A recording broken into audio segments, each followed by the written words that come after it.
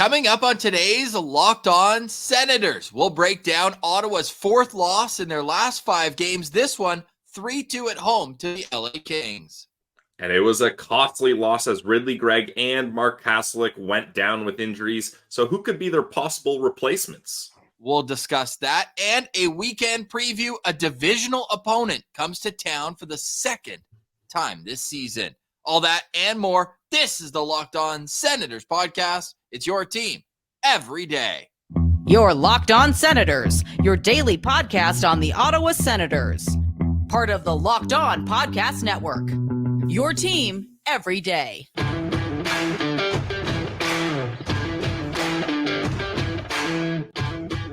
I'm Jake Sanderson, and you're listening to Locked On Senators podcast. I'm Tim Stützle, and you're listening to the Locked On Senators podcast.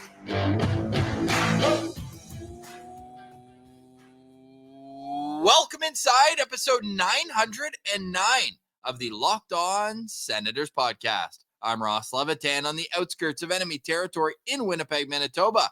Alongside Brandon Piller up in the Blue Mountains. You can follow Locked On Senators on social media. We're at Sens Central on Twitter, lockedon.senators on Instagram. The show is free and available on all podcast platforms, including on YouTube, where a like, a subscription, and a comment go a long way to helping the show grow. Today is Friday, November 3rd, and Pilsy, we are only 72 hours into the most cursed month of the year. We've already had the loss of a first-round draft pick, the GM being resigned, fired, call it what you want.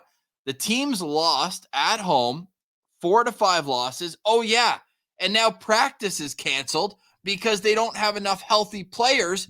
There's a bug going around the room. Guys are sick, and you mentioned it, Kastelic, Ridley Greig, both out with injuries. This is honestly insane. Like, why do the hockey gods hate the Ottawa Senators? Like, just when you think all the off-ice stuff, like, it can't get any worse. Okay, finally, we get a game. Let's see what happens on the ice for this hockey team. Very quickly into this game, Ridley Greig, who should have been Rookie of the Month for the NHL, leading in rookie points. And then Mark Kastelic goes down too. And, you know, if they're minor injuries and they come back, whatever, you don't want to see that, but at least they're back. No, these guys are going to be out for a while and they're going to miss a couple games going awkwardly into the boards. So the Ottawa Senators just cannot catch a break. We thought, no, let me rephrase that, Ross. We didn't think. We hoped and we prayed this November would be different. And it's not different. It might be worse than any of the other Novembers, and we're only on checks notes November 3rd. Yeah, we still have a trip to Sweden and back this month for the Ottawa Senators, losing 2 home games over there, but home cooking didn't get them anything. After 5 full days off, a 3-2 loss against LA. They give up the first goal 3 minutes into this game. Absolutely no net front presence. Danault had his way with the tic-tac-toe play, gets his own rebound. Joonas Korpisalo has been hung out to dry now. Yeah. 3 straight starts, 38 saves. 38 shots against, 42 shots against, 38 shots against are his last 3 games. He must be getting flashbacks of playing in front of the Columbus Blue Jackets defense. It's been going so poor in the defensive zone. And yes, there are injuries on the back end. JBD should probably not be playing over 24 minutes in a National Hockey League game right now. But we said going into the year, there would be no excuses. So we have to stand by that. This team could not get it done. From the drop of the puck, they didn't look ready. They didn't look like they were pushing the pace or, creating. They're down 3-0 midway through the second period. And if I could sum up November with one hockey play, it's Travis Hamonic taking a shot off the foot, and then as he's writhing in pain on the ground, Kopitar goes, "Oh, I may as well just put it in the net and make it 3-0. Like, there's having insult added to injury, but then having injury added to insult is even worse. Yeah, honestly, at least, Ross, and I forgot to mention this in the postcast, but the hockey gods did allow some karma to come around because, like, obviously you don't want to see this, but Kopitar takes a puck to the face. And right when that happened, I was like, if the Sens don't score on this chance, they are truly cursed, because you go back, you think about last year, Zub taking a puck to the face, then a goal happens. Then it was the same game, wasn't it? Then Hamonic takes a puck to the face and they get scored on again. So this time I was like, okay, Hamonic gets hurt on a play and the Kings score. If Kopitar gets hurt on this play and the Sens don't score, then I don't know what to tell you. At least they got the goal there. But yeah, Ross, I feel like I need to let you cook here a little bit more, as you're more heated about this game than I was in the postcast. But I actually thought they came out with some pretty solid chances in the first period. I mean, Batherson had an amazing chance, and he's just not able to capitalize it. Someone got a stick on it, I think, and he hits the crossbar. And I thought they had a couple good opportunities, but it's just, I really thought that this was going to be a team that could outscore some of their problems, but that simply isn't the case here. And we're not seeing enough from the top end players, even though most of them are at a point per game clip. It just seems like Timmy, Claude, like these guys are like Batherson. They're not getting it done when they're needed the most here. No, and it's this season for the Senators has been a very rude awakening for the deserve to win people. Yeah, oh my God. Goals people. Like Ottawa, again, the deserve to win-o-meter on Money Puck is like, oh yeah, Ottawa wins that game, 58 times out of 100 simulations, right? No, it doesn't matter. It's about finishing on your chances and bearing down. And I don't even know if Drake is snake bit at this point. I don't even know what it is. It just seems like he can't finish. He got 1 goal in 9 games, but every night it's like, oh, this is the night where Drake's going to break out, and it just hasn't happened. You got the goal against Pittsburgh there, and I was like, okay, maybe he gets the ball rolling. Could have had 2 easily, and you broke those down earlier in the first period of last night's game, but he doesn't. And then they go the other way, and the LA Kings, who people shouldn't forget that the LA Kings and Ottawa Senators were once like rebuild buddies. They were losing at the same time. There's a reason they drafted 2-3 in 2020. Yep. The LA Kings weren't invited to the bubble, were they? No, they were definitely one of the bottom 7 teams, right? Of course they were. They drafted second. What they've done with competent coaching, bringing in Todd McClellan, and with bringing in smart trades, Kevin Fiala looks unbelievable. Yeah. They kept the 2 players they wanted to keep from before, Kopitar and Doughty. And they have made an amazing team out of what they've bought and what they've found, whether it be free agents or trades. Like, they're so far ahead of the Ottawa Senators, it's not even close. And Cheryl Pounder did a great job of pointing out, and Mike Johnson as well, the in-game color analyst, like the 1-3-1 that they play, call it what you want, the left wing lock, the Guy Boucher special. There was nothing for Ottawa through the neutral zone. Nope. And instead of dumping, chasing it, Ottawa just dumped and retreated. Like they didn't make it even hard on the defenseman. Every first pass was just crisp, out of the zone. I didn't think they did enough to break things up in the neutral zone or create enough to break out like anything. I just felt, anyways, that was a frustrating game to me. I feel like this would have been an awful game to be at. I feel bad for all the citizens who were at this game. It just felt like, yeah, they made it a 1-goal game, and credit to them for getting that goal with 21 seconds left. Hey, is Dominic Kubalik heating up? There's a conversation we could have. But other than that, like, they need their best players to be their best players. And I know the point totals are there, but the shift in, shift out execution just simply isn't. So I don't know whether it's a coaching issue or whether it's the players trying to do too much within the system. But to me, there's a common denominator in all this. And I'm kind of losing patience with, the same old. And yeah, players are sick. I get that. You're not going to put them in an environment where you can spread a cold or whatever, but to not like even have anyone skate the day after a 4th loss in 5 games. Like we're preaching accountability from the top of the organization here. And it just feels like these guys are getting let off the hook at every single turn. And it's tough, Ross, because you got to look at it and you're like, all right, that was a tough loss and these guys are down bad. But this professional hockey, like I get like giving them a break and allowing them to rest and recover, but I don't feel like this is a team that has earned the ability to rest and recover. Like, do we think giving them the day off today, Ross, is going to have them come flying out of the gates and have a much more successful game plan in tomorrow's game up against the Tampa Bay Lightning? I'm not confident that it does. They better. I'm slapping. I was going to hold on to this for the third segment, but I'm now going to use it as a tease. Ooh. We're slapping the must-win stamp on tomorrow's game. Okay. It's a divisional opponent. You've lost the last 2 divisional games at home, Buffalo and Detroit, kind of in embarrassing fashion. I know they made it respectable at the end, kind of like this game. They're down 3-0. They make it respectable. Against Buffalo, they're down 5-1. They lose 6-4.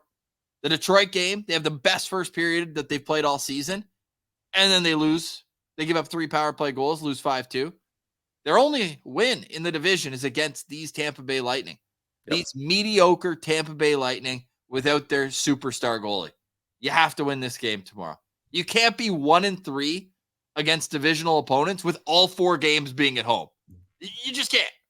Yeah, and especially Ross, like we talked about this, looking ahead to this season. We circled these Tampa Bay Lightning games once it was reported that Vasilevsky was going to be out, and we said these are so crucial to win because when Vazzy comes back and you got to play the Lightning later on in the season, it's not going to be easy to get past him there. And now that Stamkos is back as well, this Tampa Bay Lightning team, sure, they're a shell of what they were when they had their dynasty and were Stanley Cup contenders for 3 straight years, winning 2 of those 3. But like they're second last in the conference. They're last in their division right now. This team cannot afford to keep sliding. So I don't want to do this, Ross, but I will co-sign with you that this is a must-win. For the record, the Ottawa Senators are 1-2 in our must-win games so far this year. Their only win in the home opener up against the Philadelphia Flyers. We'll have more on that game later on in the show, but with Ridley Greig and Mark Kastelic out, we need to discuss who's going to come up and replace them. How will the lineup look tomorrow? Those questions answered or speculated on next. You're listening to Locked On Senators.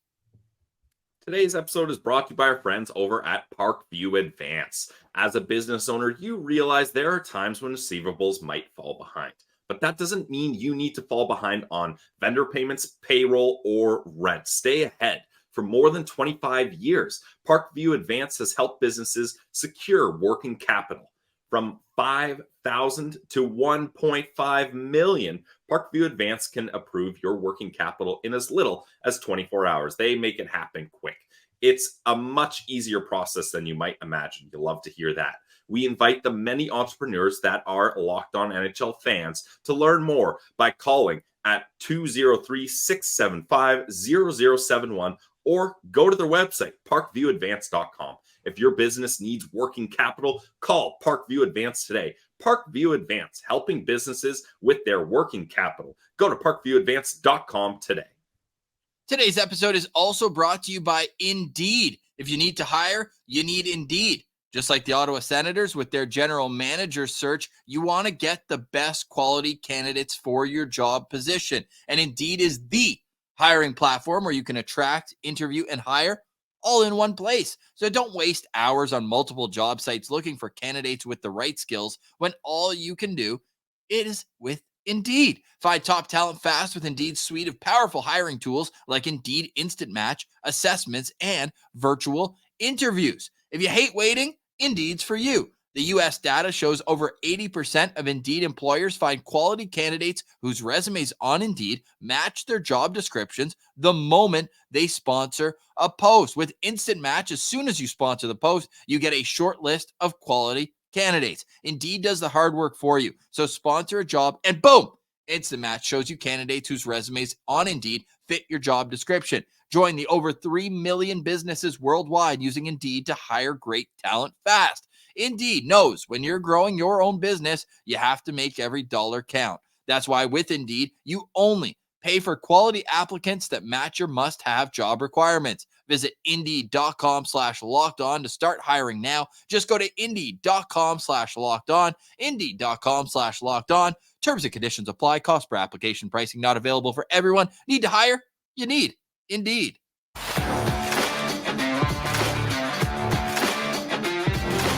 All right, Pillsy, it's a feel-good Friday. I don't know, man. What do you want to do to get out of this funk that November just brings upon us every year? The temperatures are starting to dip into the minuses at night in Ottawa, and you just want to get some sunshine during the day. So how can the Senators get back on the right track? Is it a specific player that can be called up that can get you excited for tomorrow night's game?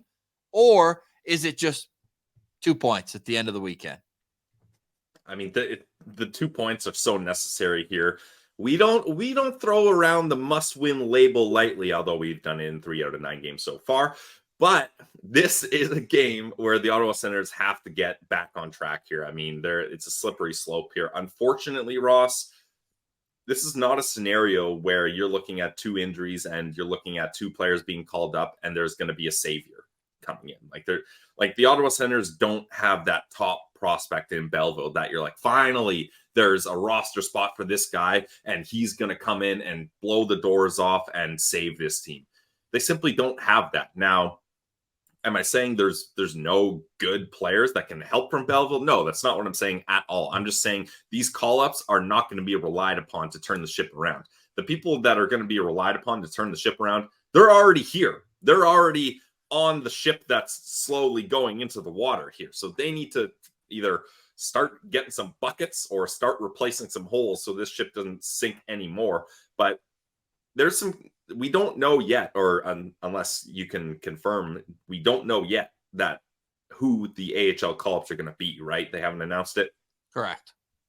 At 12:23 p.m. Eastern right now as we're recording.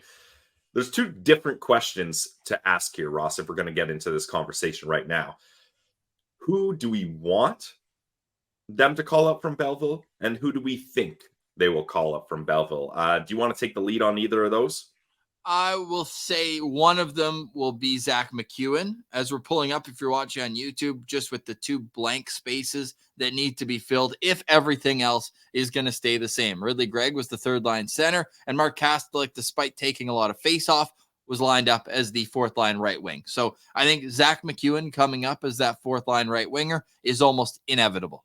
Yes, I agree. Like that's, again, let's stick with who we think will get called up then. I feel like that's the conversation we're having right now. I think it's almost a slam dunk guaranteed that Zach McEwen is going to be called up to replace Mark Kastelic. And you look at when you look down in Belleville, it hasn't been the best week down there. But to me, like he had that 2-goal game. I don't know. I wouldn't hate it. He's a 4th-line guy. That's kind of the role that you'd circled for him when you signed him.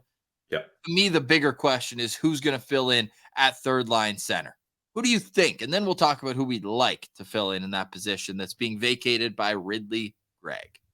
Agreed. I think it's going to be Matthew Highmore. That's going to be replacing him. I mean, and I don't say that in a negative way, like, oh man, it's going to be this guy. Like right now, he's leading the Belleville Senators in points. And this is a guy that put up 61 points in 68 games with the Springfield Thunderbirds in the AHL last season. So he's able to get the job done here. And I think he's someone that he's got a little bit more experience than some of the other players.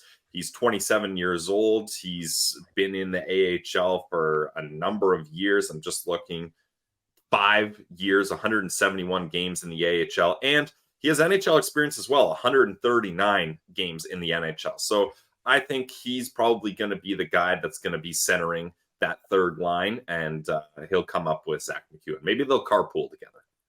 And if it's not Matthew Highmore, is this something that you'd like to see Roby Järventie get a chance? He had a great preseason. It hasn't gone his way the same in the AHL. Just 1 goal in 6 games, 2 assists, -4. I think I'd like to see Roby get a chance almost as a reward for the preseason that he had as well.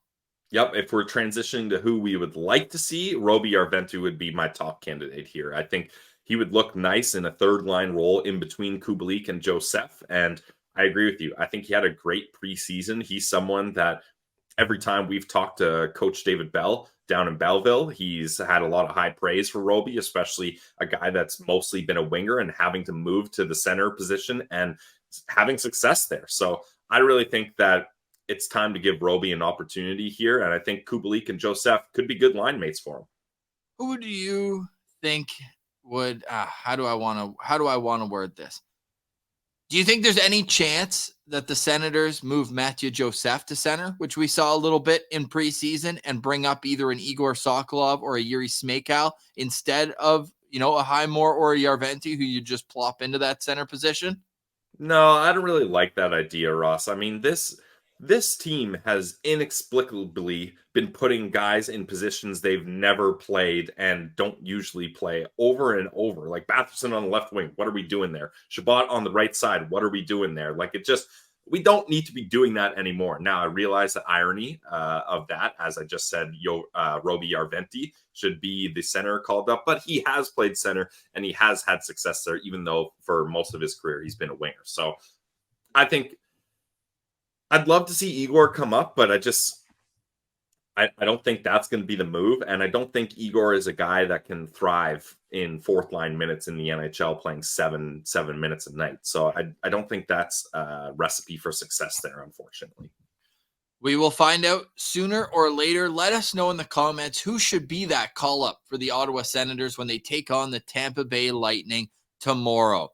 With that said, there's one area of the Senators game that needs so much improvement.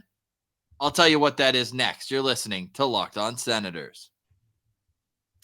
Today's episode is sponsored by BetterHelp. Guys, I will take a moment to be vulnerable here. I am someone that has been using therapy for 3 years now. It's something that has really helped me out in times where I'm stressed and just need someone to talk to and help me get through the struggles of my day-to-day life. And I believe that it's worth a shot for everyone to give therapy a chance. And if you want to give therapy a chance, I think BetterHelp could be a great place to start.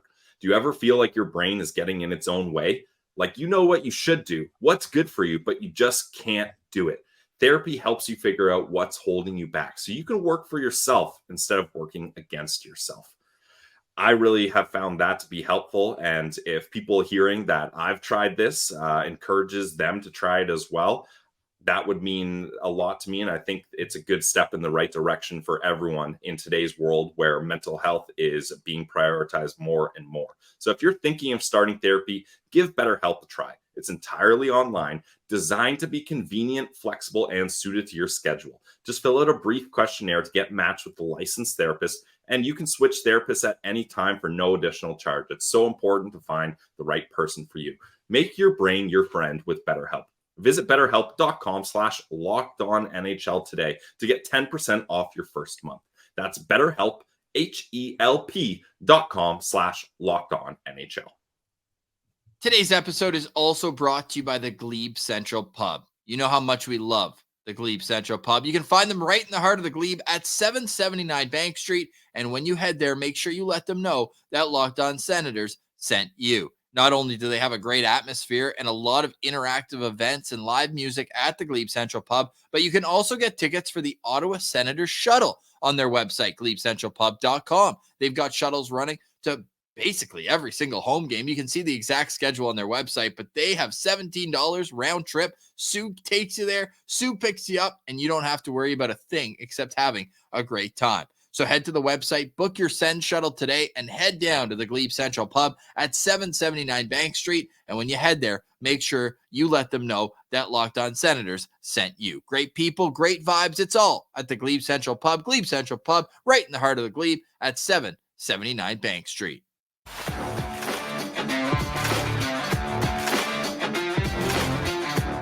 All right, Pilsy.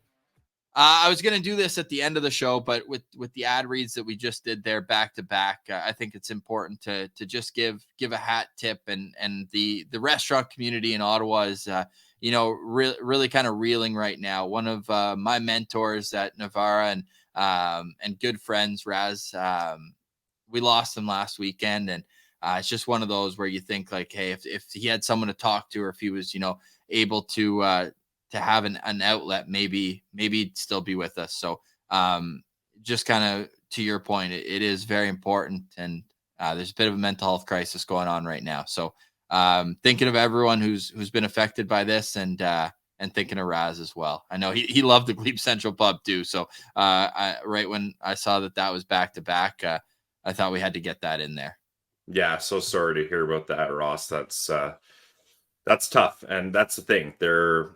there should be no shame in reaching out and trying to get help, and you can only benefit yourself by giving it a try.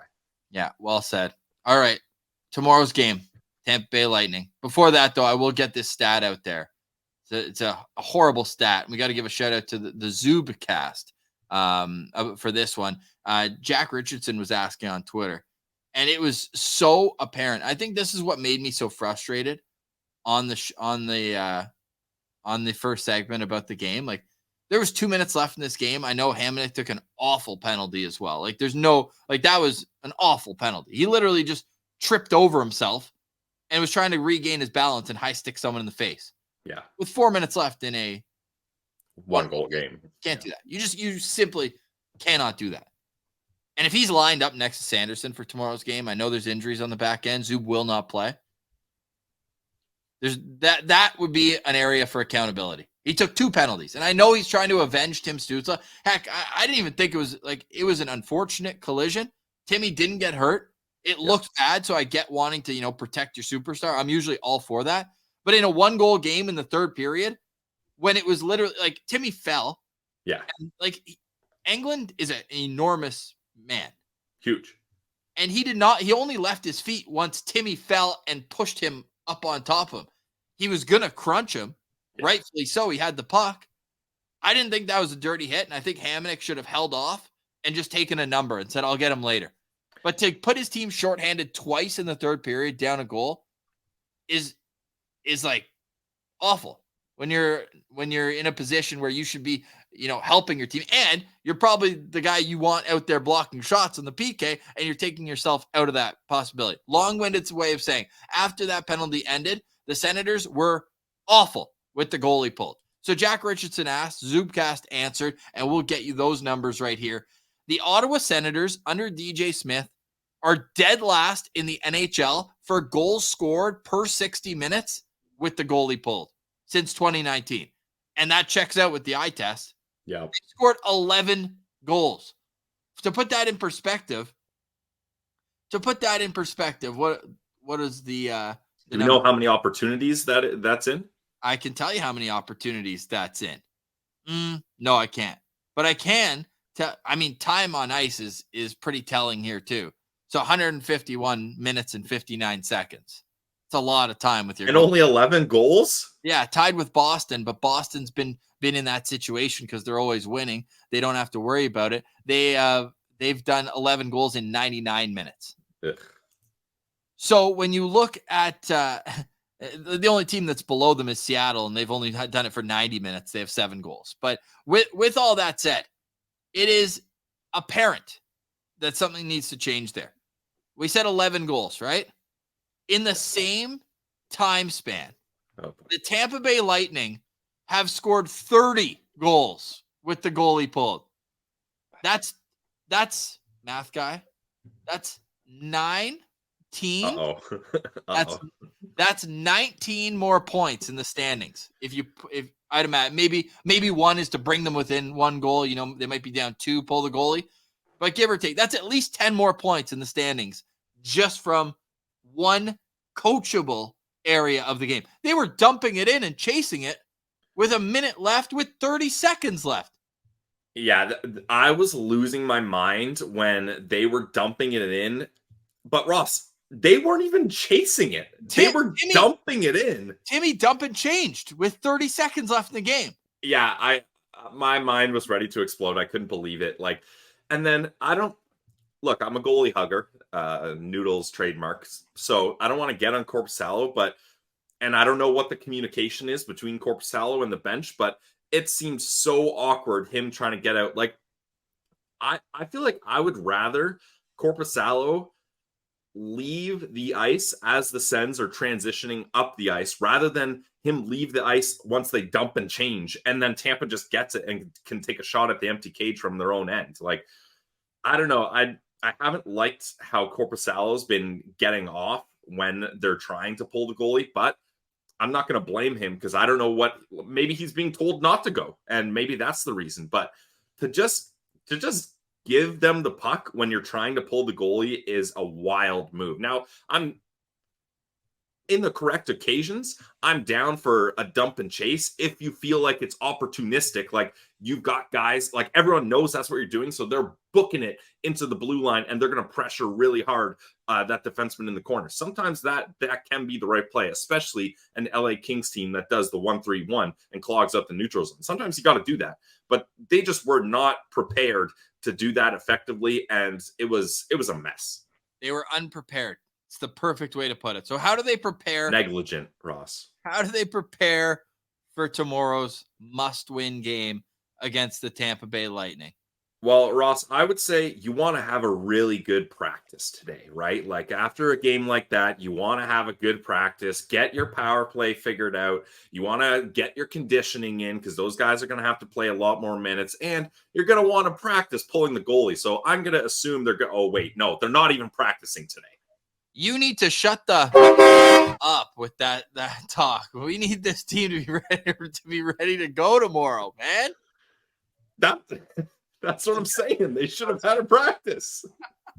Oh man, the Tampa Bay Lightning will be coming to town, and I don't know what to make about this Tampa Bay Lightning team. They just lost 4-2 to Columbus, but at the same time, Columbus looks pretty good this year as well. The Lightning overall, though, are a team that's basically just trying to tread water until they get Vasilevsky back. He's going to miss probably another 4 or 5 weeks. Their last 2 wins, though, they got shutout victories from Jonas Johansson. Then they lose 4-3 in overtime to Seattle before that 4-2 loss yesterday to Columbus, in which Matt Tompkins got the start. Tompkins was in net for the game against Ottawa, so we expect to see Jonas Johansson in goal for tomorrow night's game. So, like, how does that affect things? Does it for you? Definitely. I mean, no offense to Matt Tompkins here, but he's a third-string goalie that the last time the Sens saw, they lit him up. So I was really hoping that it was going to be Johansson playing in Columbus and then Tompkins would come in here. Because, Ross, if there's one thing we've learned from covering this team on a daily basis since 2019 is teams are more than happy to consistently put their backup goalies in when they're playing the Ottawa Senators. Like, they will go out of their way. Like, literally, I feel like the goaltending and coaching staff look at the calendar and they're like, oh, we're playing Ottawa these 2 times this month. That's a great time to put the backup in, give the starter a night off here. Like, it's not even a back-to-back or like a tough stretch or the starter's tired. It's just, why don't we, this is a free spot on the bingo card to give the backup an opportunity here. So I was hoping that would happen again here because it's tough though, Ross, because Johansson, before this season, again, no offense, we're goalie huggers, his NHL career was not very good. A lot of zeros in the win columns and the goals against higher and the save percentage lower than you'd like for an NHL goalie. So you'd think that even going up against him, Johansson, would be an advantage for the Sens, but he seems to be turned things around with the Tampa Bay Lightning. And now I'm just as nervous about Johansson as I would be about Vasilevsky here. Like, that's where we're at. Yes, it is. Now we're expecting the Tampa Bay Lightning to line up as follows: Braden Point at center between Alex Barré-Boulet and Nikita Kucherov, Nick Paul between Steven Stamkos and Connor Sherry, Anthony Cirelli between Tanner Jeannot and Brandon Hagel, and the fourth line is Luke Glendening between Mikey Eyssimont and Morella at right wing. Surprised not to see Austin Watson there. On defense, Victor Hedman with Eric Chernak, Mikhail Sergachev with Nick Perbix, and Calvin DeHaan with Darren Radish. We already talked about the goaltenders. Who's your lookout player for the Tampa Bay Lightning? My lookout player is going to be Brandon Hagel. He just signed a massive extension, and he's showing so far that he could be worth the money. In 10 games, he has 6 goals, 4 assists, good for 10 points. But Ross, the stat I really want to look at here is this guy is putting the puck in the back of the net with ease. He's shooting at a 24% clip. Now you might think, well, I mean, that's pretty easy to do when you're just getting cookies on the power play. Nope. All 6 of his goals coming on even strength here. So that third line with Cirelli and Hagel, and even like Tanner Jeannot is a nice player too, they could cause some damage on this Ottawa Senators team. So no longer is this, well, I shouldn't say no longer because they've always had good depth, but most of the time you're looking at stopping Stamkos and Kucherov and Braden Point as the most important part here. But this third line could be an issue for the Ottawa Senators here. So I'm going to be looking out for Brandon Hagel. The Sens' right side of their defense is a mess right now. I think it's fair to say, right? So I'm looking at the left side, and in particular, Steven Stamkos, who missed the first game against Ottawa, but he's obviously got a long history of putting the puck in the back of the net, not only against Ottawa, but against every team he's played against. He has 45 points in 48 career games versus the Senators, and I'm going to be looking out for the captain of the Tampa Bay Lightning because he's one player that we didn't see when Ottawa got their victory against Tampa earlier on this season. It's going to be a tough game, but one Ottawa needs to have. Bring the energy at the CTC. The Senators are going to need it for a very tough divisional matchup. 2-2 in the division, bring them back to 500. All would be delayed in the world, but right? Because then there's still chances. Wednesday is going to be a huge game against the Toronto Maple Leafs. So you want to feel good going into that game on the road, their only road game until Sweden. Then they come back. They'll play the red hot Vancouver Canucks next Thursday, and then they've got Calgary on Saturday. So it's going to be a tough stretch here. All Canadian teams after this one on Saturday, and the Tampa Bay Lightning certainly bring a tough test. So I'm nervous. I'm excited. It's going to be a game that's front and center on a Saturday night. I'll have the postcast for you afterwards. Pilsy, any final thoughts on today's show? Just quickly, I'll get to one of my keys to victory here, Ross, is the star players need to capitalize on those chances. Like we talked about it, Batherson had 2 grade A chances to capitalize. He hits the post, and then another one, defenseman gets a stick on and is not able to capitalize. Brady Tkachuk had a really good chance. I want to see Claude Giroux kind of get back to what he was doing last year. Again, he's still putting up points, but it just seems like he's not having the same presence here. So my key to victory is going to be these star players need to capitalize on their chances. Just like they did the first time they played Tampa. Brady Tkachuk put the team on his back, scored 2 goals, including a beauty that ended up putting that game away in the third period where he just leaned on Darren Radish and put it 5-hole on a bit of a break from the side. They need more of that. The one player I want to shout out here at the end is Jacob Chychrun. Played a Senators career high. Can't speak about his time in Arizona, but he played 29-39 in last night's game, and he was he would have been my Sens Central standout. I know you boys went different directions with yours, and you can go check out the postcast for a complete analysis. But Jacob Chychrun, man, this guy, he didn't get a point in the first game of the year. He was actually -3 in that 3-2 loss in Carolina. Since then, he's got 9 points in 8 games. He's +6. He's been playing a ton of minutes, and I think that he needs to get a little bit more respect from the fan base as a guy who is a legitimate game breaker on the back end. Like, could you imagine what this decor would look like without Jacob Chychrun right now? It would be Sanderson and Company. They'd have to rename it Sanderson and Company. But Chychrun been a hell of an addition, hell of a year. So if we're doing a quick locked on player to watch for tomorrow, he'd be mine. Who's yours? I'll go with Matthew Joseph up against the Tampa Bay Lightning. Let's see him. We talked about that third line for Tampa being good. Joseph's going to be on a third line, probably with a new centerman. I want to see him utilize his speed and dominate his old team. And finally, who starts in goal? I think you got to get Forsberg in there. Not like Corpy's been great, but you can't let Forsberg stew on that Buffalo loss for too long, and he deserves another chance here. So I'm going Forsberg. We'll find out tomorrow. Make sure you're following on social media at Sens Central. We'll get you that information when the morning skate happens. We will also be all over the postcast. So make sure you're subscribed to the Locked On Senators YouTube channel. Pilsy's getting his boots on the ground in the United States, but of course, that's not going to stop him from joining the Ottawa Senators postcast. And don't worry, I'll be there. So a win could be in the cards for the Ottawa Senators. Have a great start to your weekend, everyone. For Brandon Piller, I'm Ross Levitan. This has been the Locked On Senators podcast, your team every day.